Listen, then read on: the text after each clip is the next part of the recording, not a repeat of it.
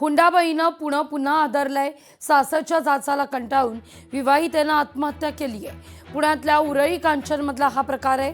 दीप्ती चौधरी असं आत्महत्या केलेल्या विवाहितेचं नाव आहे.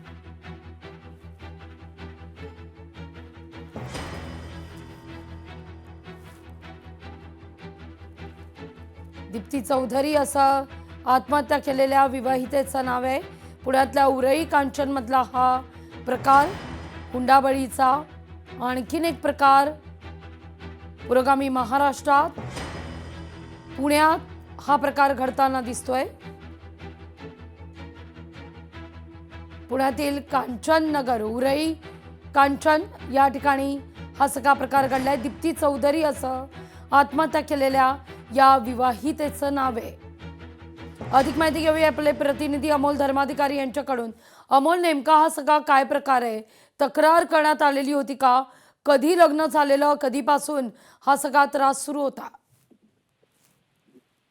खर तर ही उरुळी कांचन भागातील घटना आहे. याआधी सुद्धा आपण पाहिलं की वैष्णवी हगवणे हे प्रकरण घडलेलं होतं आणि त्यानंतर हा दुसरा प्रकार जो घडलेला आहे ज्याच्यामध्ये आत्महत्या तिने केलेली आहे. ऑक्टोबर 2025 मध्ये दीप्ती यांची जी सासू होती ती सोरतपाडी ग्रामपंचायतीची सरपंच सुद्धा झालेली होती आणि निवडणुकीमध्ये त्यांचा मोठेपणा दाखवण्यासाठी त्यांनी खरं तर माहेरून पैसे आणण्याचा तगादा आहे तो सुद्धा लावलेला होता आणि या सगळ्या जाचाला कंटाळून अखेर तिने हे सगळं कृत्य केल्याचं समोर आलेलं आहे. अगदी अगदी अमोल, माफ करा, मी काही सेकंद तुम्हाला थांबवते.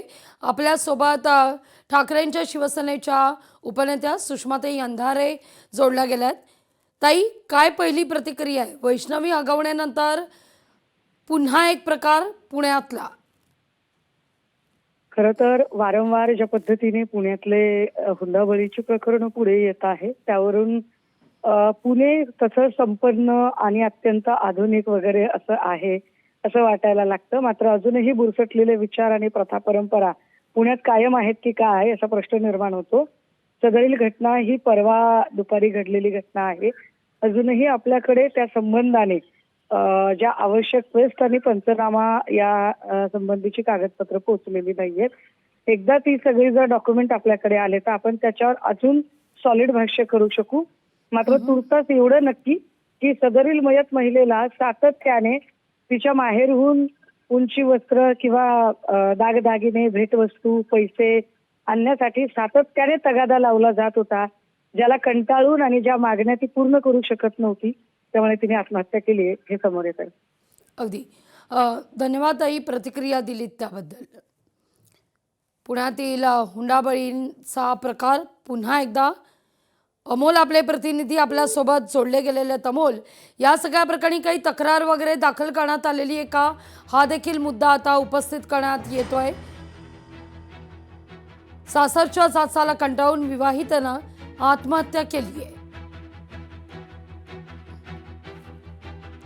हुंडाबळीनं पुन्हा आदरलेलं आहे. वारंवार सासरच्यांकडून महागड्या वस्तूंची मागणी केली जात होती. पैशांकरता तगादा हा लावला जात होता. अखेर या मुलीनं टोकाचं पाऊल उचललं. या सगळ्या जाचाला कंटाळून आणि आपलं जीवन संपवलेलं आहे. पुरोगामी महाराष्ट्रात अजूनही हुंडाबळी जर घडत असतील तर अर्थातच चिंतेची बाब म्हणायला हवी.